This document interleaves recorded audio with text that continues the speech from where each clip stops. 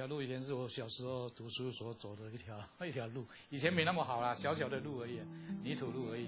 这2年才有这个经费把这个铺起来。一层一层的阶梯，总长5公里。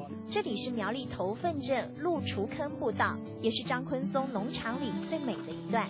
头份客庄长大的张昆松，把儿时奔跑的小径开辟成一条环状步道，游客踏青，一路上可以饱览头份风光。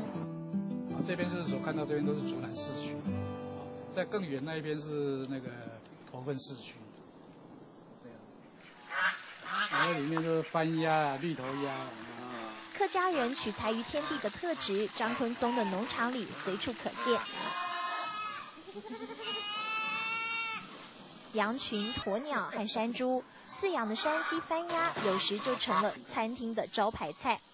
像是这一锅芋头鸭炖米粉，老板把番鸭炖了4个多钟头，再和芋头米粉一起熬煮，成了一道绝佳料理。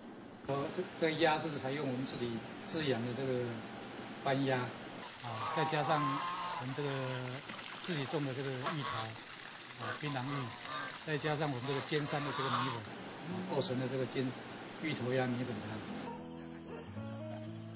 赏风景、吃美食，头份镇吸引人的地方还有永和山水库。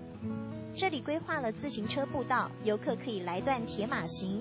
骑累了，再到兴隆里的日新茶园品尝道地的酸甘茶。要把它烘到全干的时候，就是要用这个烘焙机把它焙到全干这样子。向农家买虎头柑，再和茶叶混搭在一起，酸甘茶口感滑顺，散发淡淡的甜味，成了头份当地别具风味的下午茶。这个虎头柑就是客家的地方陶种的地方，就是说。客家人就是保有这种勤俭耐劳精神，不浪费那个东西。制茶要求精细，才能泡出一杯回味无穷的酸甘茶。无论是兴隆里的日新茶园，还是广兴里的鹿厨坑农场，以及自行车步道，头份镇应有尽有，是周休2日疏解压力的观光胜地。